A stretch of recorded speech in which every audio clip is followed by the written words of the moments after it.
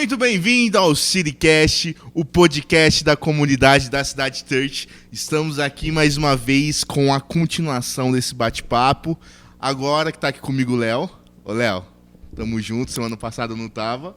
É nóis, meu brother. Obrigado pela confiança aí. Tamo junto. Rogério, cara, prazerzaço estar com você aqui. Prazer meu, Lucão. Continuando aqui esse bate-papo maravilhoso. Claro, vamos lá, é um privilégio. Mas antes de continuar, eu sei que a gente parou numa história interessante que logo o Rogério vai contar top. aí.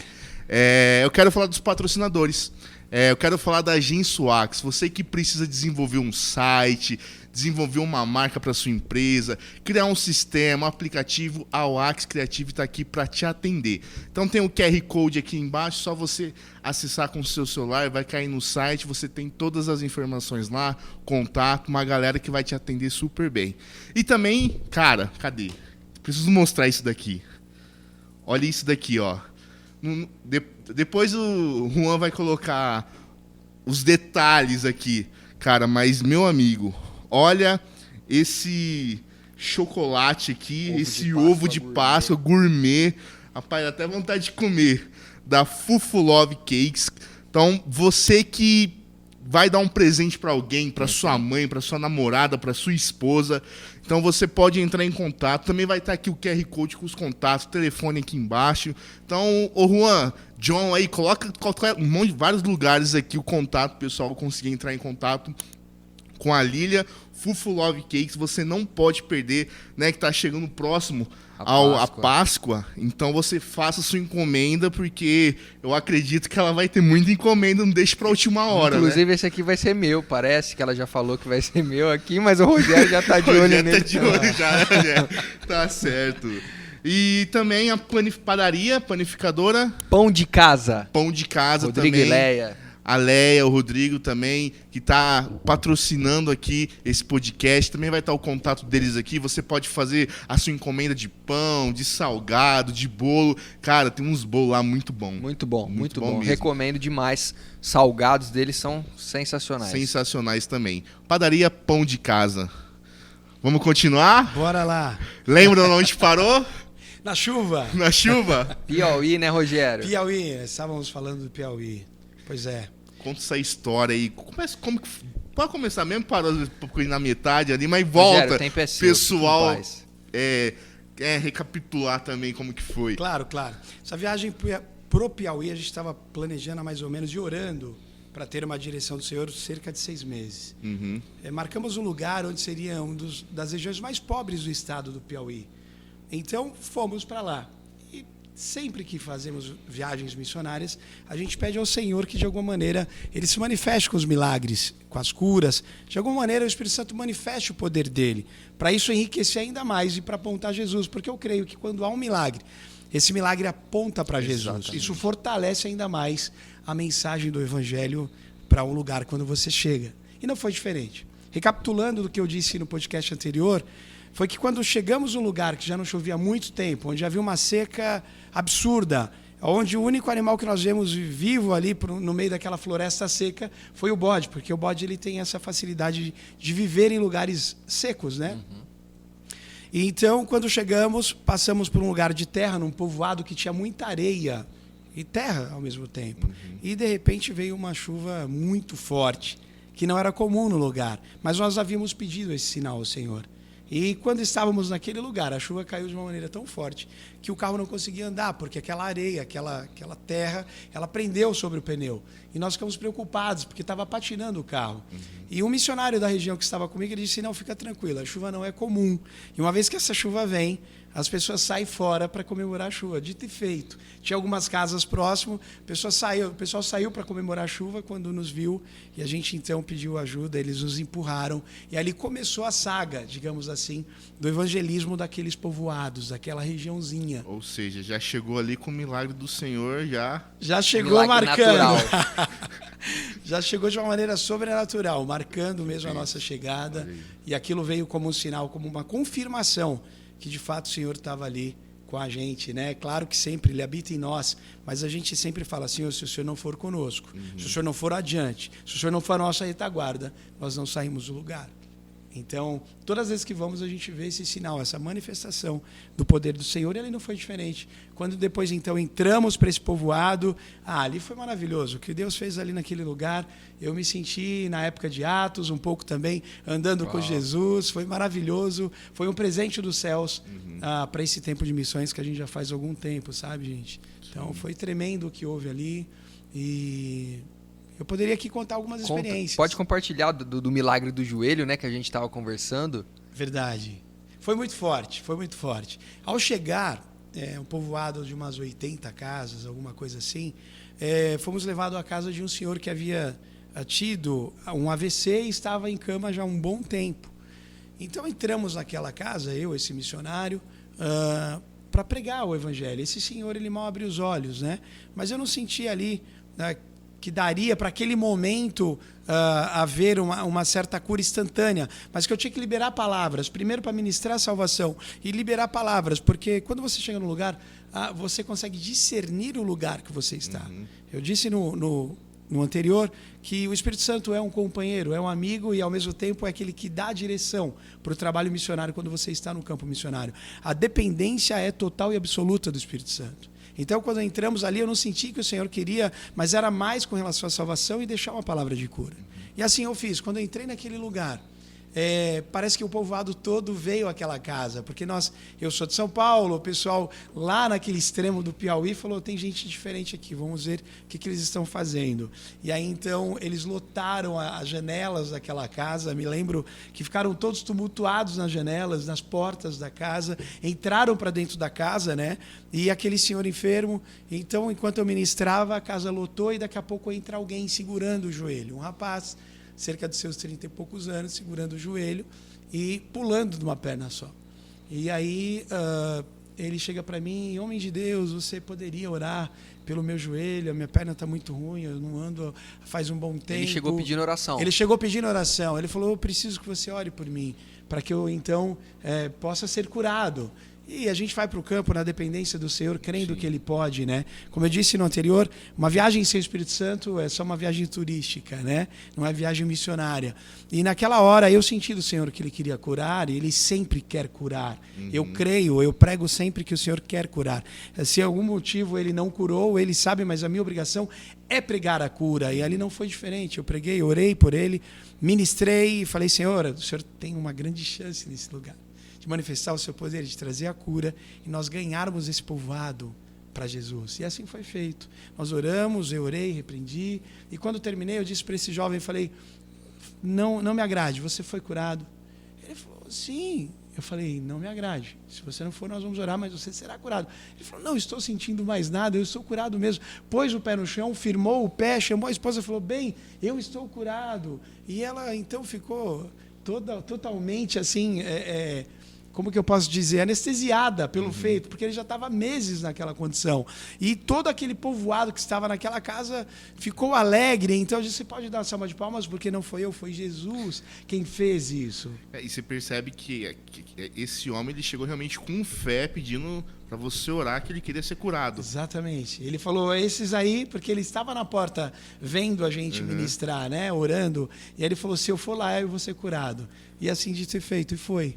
Ele foi curado, o Senhor o curou, e depois daquela manifestação de cura maravilhosa na perna daquele rapaz, a gente pôde ter liberdade de pregar naquele povoado. Eu me lembro que nós saímos, juntou mais um rapaz de um povoado diferente que conhecia o Evangelho também, e juntamos os três para andar no povoado. Nós íamos na casa, mas atrás da gente tinha uma multidão andando. O pessoal saiu das casas e começou a acompanhar todas as ministrações que fazíamos sobre as casas ali. Tanto de cura, quanto de libertação e, sobretudo, de salvação. Então, foi uma marca, assim, indelével. Foi maravilhoso. Isso ecoa até hoje na minha vida pelo que o Senhor fez através das nossas vidas ali, né? Foi tremendo. É muito bom. Toda vez que isso acontece, a gente fica meses anestesiado, ainda curtindo aquele momento, sabe? Nossa, maravilhoso. É maravilhoso. E assim, Rogério, já passou por alguma experiência que você chegou num lugar assim, que você se indignou? Ou, sei lá, alguma situação que você falou, nossa, como pode? Tem? Sim, Lucas, tem. Tem várias. Principalmente no Brasil. As minhas primeiras viagens missionárias dentro do ministério evangelístico no Brasil que Deus nos deu, né, foi para o Vale de Jequitinhonha. O Vale de Jequitinhonha, ao chegar no Vale de Jequitinhonha, a gente se deparou lá no extremo do vale com muita pobreza. Ele é o extremo de Minas Gerais. A gente costuma dizer que é o nordeste do estado de Minas, porque parece que é esquecido até pelo estado, sabe? É um vale mesmo. É chamado também de Vale da Fome, uma parte desse Vale de Jequitinhonha. E ao chegar nesse lugar, a gente se deparou com várias situações. Entre elas, uma família que já estava comendo farinha com água e sal há mais de uma semana, porque não havia condição financeira de comprar um arroz, um feijão. Uma miséria absurda, muita gente passando por isso. O que nos chocou também foi ver crianças, né, meninas de 10, 11 anos, trocando com caminhoneiros. Né? Os caminhoneiros davam lanches em favores sexuais para essas crianças. As crianças são prostituídas, 10, 11 anos, em pleno território brasileiro. Isso não é nada, a gente sabe de coisas absurdas, né? Não banalizando esse feito, mas há casos de até crianças com 7 anos que a gente ficou sabendo depois. Coisa é deprimente. E chegando e vendo aquela situação deprimente do Vale de Jequitinhonha, que é só uma delas, né? Você começa a viajar o Brasil, Léo, você começa a ver coisas absurdas no país inteiro, Lucas. E a primeira indignação foi com relação ao governo. Uma hora que eu parei, eu estava numa parte mais alta, olhei toda a cidade, eu me lembro que eu fiquei muito indignado. Isso foi no ano, acho que de 2011. Eu fiquei muito indignado com o governo brasileiro. Eu falei, será que não tem dinheiro para chegar aqui, para ajudar esse povo? Mas na hora eu fui levado também pelo Espírito Santo a refletir sobre a situação, aonde o Senhor me disse, será que a igreja não chega aqui? Por que a igreja não chega aqui? A gente está numa região que tem igrejas ricas, no estado de São Paulo, mesmo no Sudeste. São lugares de igrejas milionárias. Eu conheço muitas igrejas com muito dinheiro em caixa e que acabam não fazendo a função que esse dinheiro tem, de levar o evangelho, de pregar a palavra e de, ao mesmo tempo, manifestar o reino de Deus, também trazendo mantimento aos necessitados. Como eu disse, nós somos um espírito que possuímos uma alma e moramos no corpo. A gente, quando leva o evangelho, a gente nos preocupa só com a salvação eterna, mas também com o momento que a pessoa está vivendo. Com um abraço, com uma palavra, para suprir o emocional da pessoa, mas também com o mantimento da necessidade. E ali eu vi que a igreja, o quanto a igreja ainda no Brasil, ela é negligente com o seu chamado e com o dinheiro que Deus envia para ela.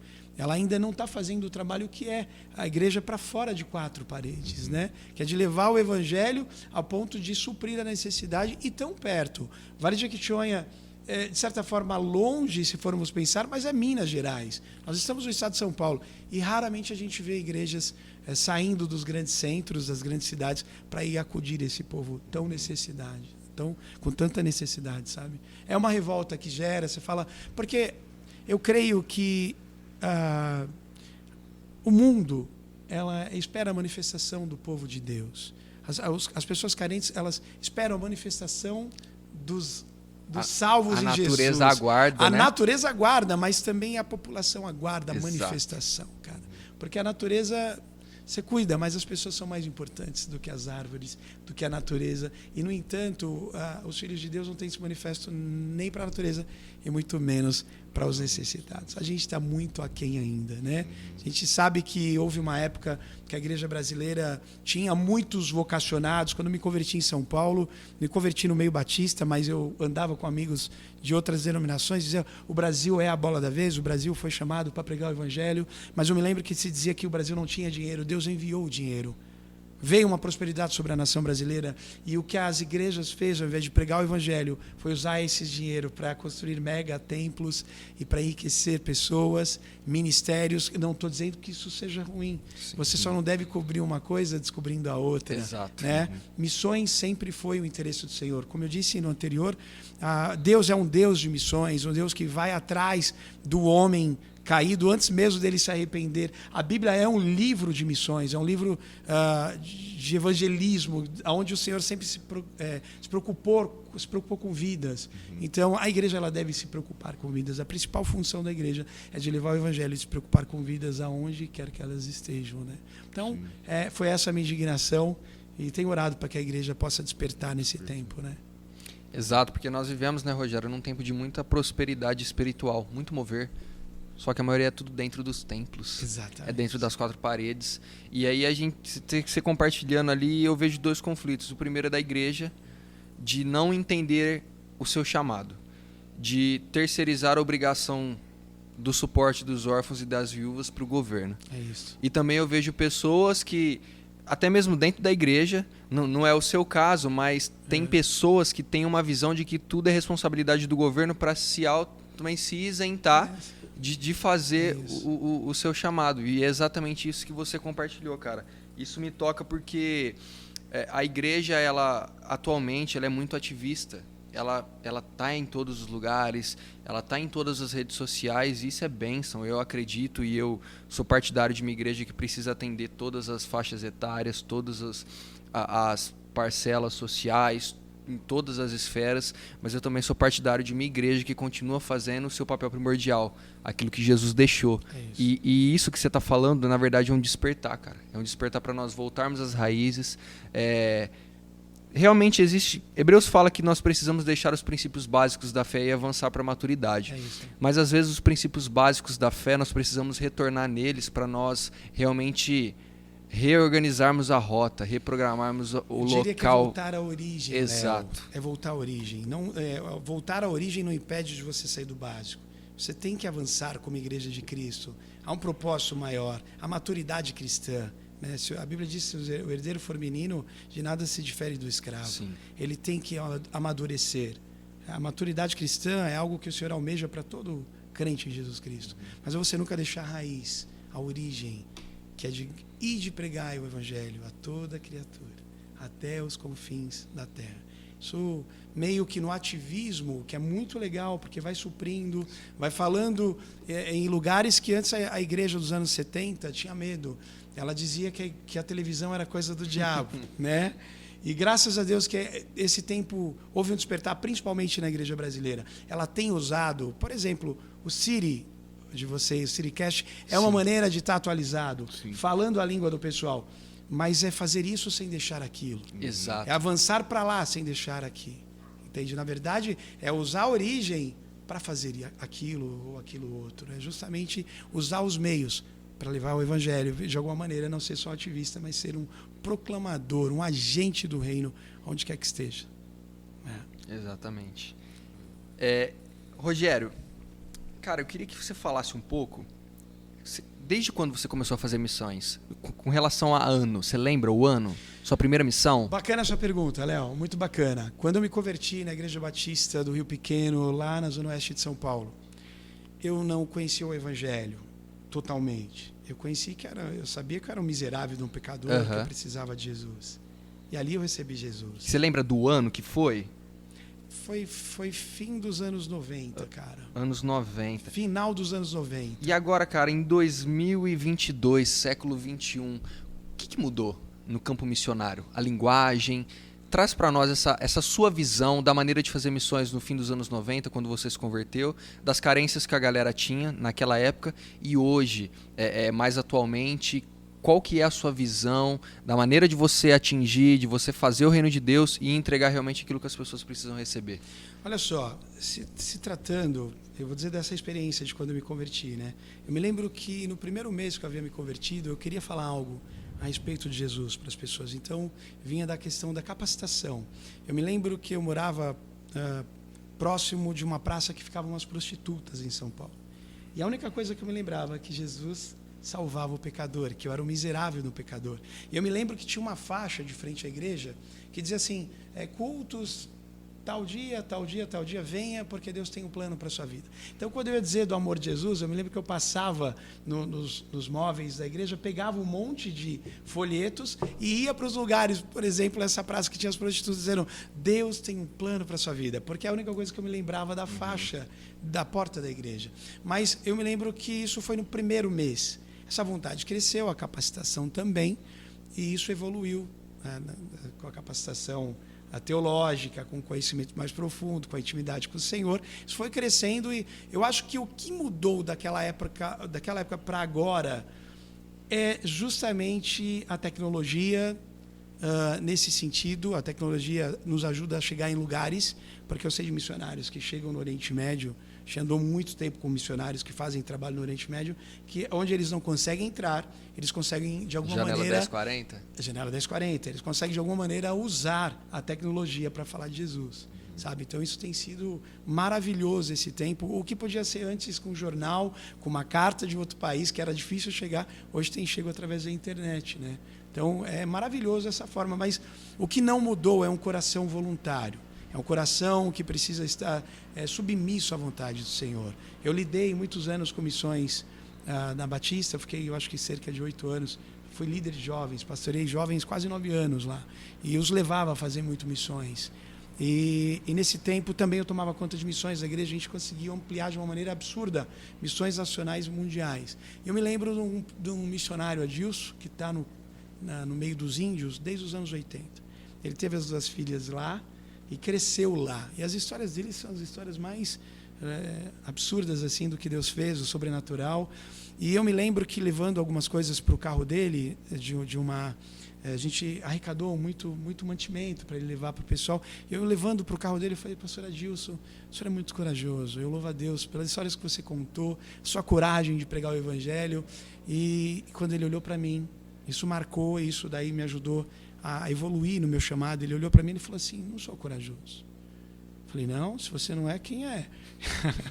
Ele falou: não, corajoso é quem eu tenho chamado para fazer e não faz, porque um dia prestará contas a Deus. Uau. Aí eu falei: não, você tem toda a razão. Você só foi um obediente. Eu quero ser um obediente como você. Então é um coração submisso. E um coração submisso, gente, não precisa necessariamente estar indo para a tribo indígena. Foi como eu disse anteriormente, você é missionário onde você está. A igreja é uma plataforma de missões. É um instrumento missionário. Cada crente é um missionário. Cada crente é um missionário no local de trabalho. Cada crente é um missionário na sua cidade. Ele pode ser chamado para um transcultural, ou mesmo dentro do estado, da nação. Mas ele começa fazendo missões onde ele está.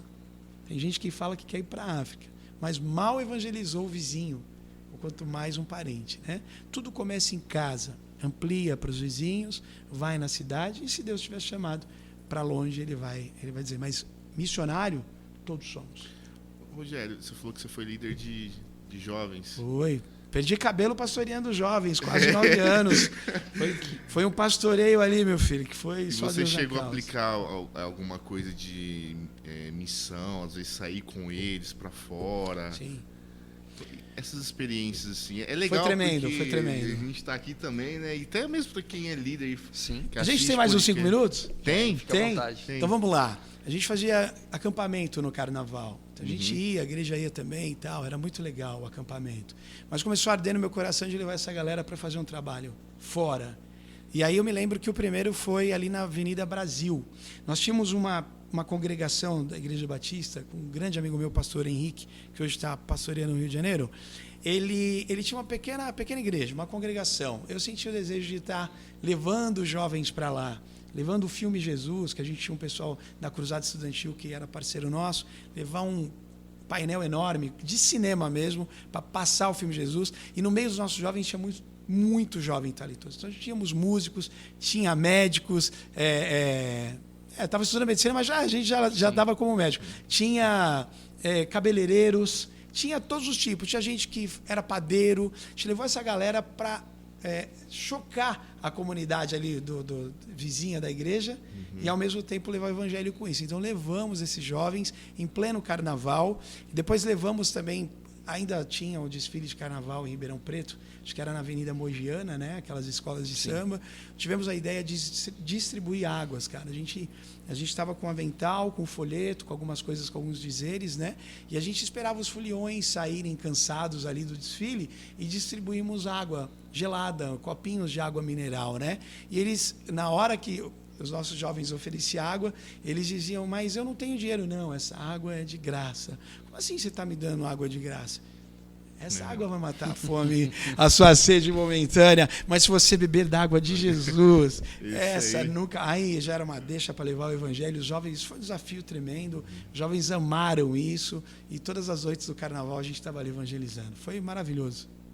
Pô, cara, que massa. Rogério, você falando sobre jovem, cara, muito jovem assiste o nosso Sericast. Show. E alguns que já vieram conversar comigo, falaram que tem esse desejo de campo missionário.